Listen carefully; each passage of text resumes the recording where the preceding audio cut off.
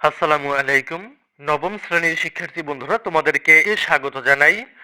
আজকের ভিডিওতে তোমাদের অর্ধবার্ষিক পরীক্ষা অর্থাৎ ষান্মাসিক সামষ্টিক মূল্যায়ন 2024 এর জন্য বাংলা বিষয়ে তোমাদের কিছু নমুনা প্রশ্ন দিচ্ছি, যেগুলো তোমাদের জন্য খুবই গুরুত্বপূর্ণ। এই প্রশ্নগুলো প্র্যাকটিস করলে তোমাদের পরীক্ষায় কমন পেতে পারো এবং তোমরা পরীক্ষায় ভালো করতে পারো।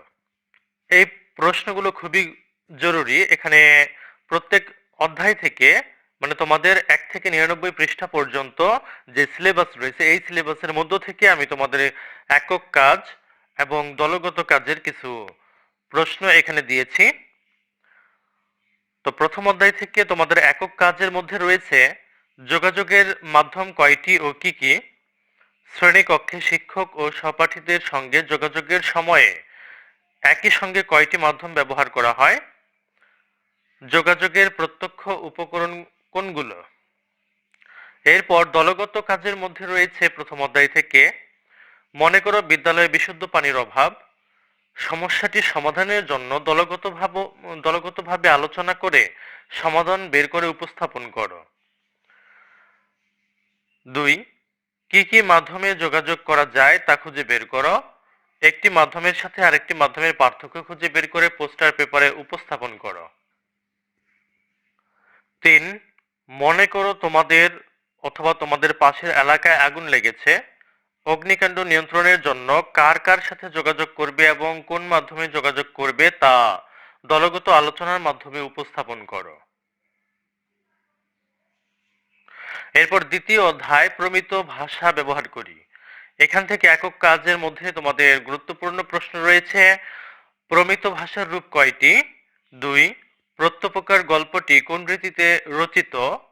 3, আঞ্চলিক শব্দ ও বাক্যকে প্রমিত রূপে রূপান্তরের চর্চা করবে। এখানে 3 নম্বর যে কথাটি তোমাদেরকে বলেছি সেটা হচ্ছে তোমরা বিভিন্ন শব্দ এবং বাক্য যেগুলো আঞ্চলিক ভাষায় আমরা ব্যবহার করে থাকি সেগুলো প্রমিত ভাষায় রূপান্তরের চেষ্টা করবে।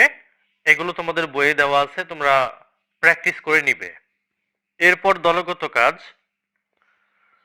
দলগত আলোচনার মাধ্যমে নিচে অনুচ্ছেদটি প্রমিত ভাষায় রূপান্তর করো। এখানে একটি অনুচ্ছেদ আমি তোমাদেরকে দিয়েছি যে তাহার এই প্রার্থনা শুনিয়া আমি বলিলাম। তো এই যে এই সাধু ভাষায় লেখা একটি অনুচ্ছেদ, এটা প্রমিত ভাষায় রূপান্তর করবে। তো এই ধরনের সাধু ভাষায় এবং তোমাদের আঞ্চলিক ভাষায় যে কথাগুলো তোমরা বলো বা বাক্যগুলো ব্যবহার করো সেগুলো প্রমিত ভাষায় রূপান্তরের কিছু চর্চা তোমরা করবে।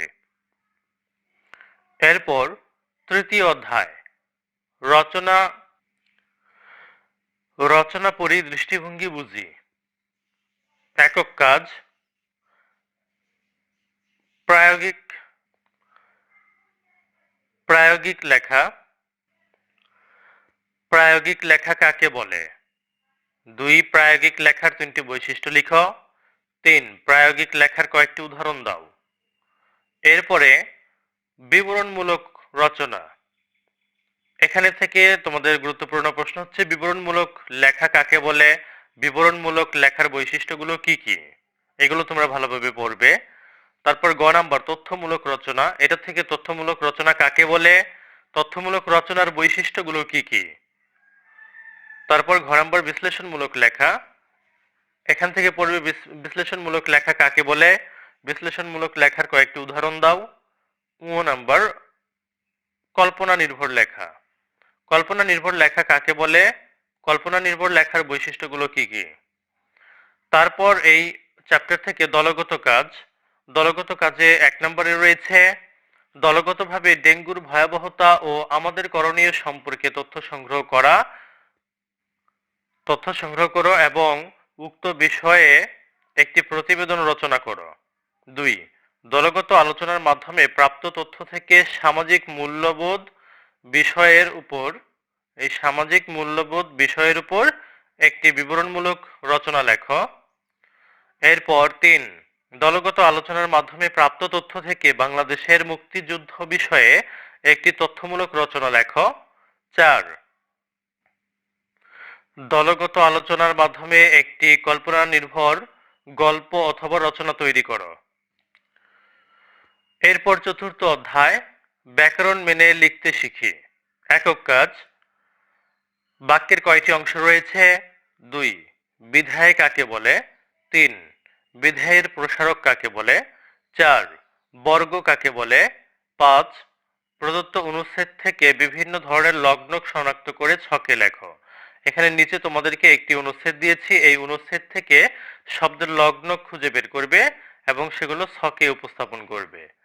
তো এই ধরনের আরো তোমরা চর্চা করবে, লগ্নক খুঁজবে, তোমাদের বইয়ে আরো কিছু রয়েছে লগ্নকের কাজ, সেগুলো প্র্যাকটিস করবে।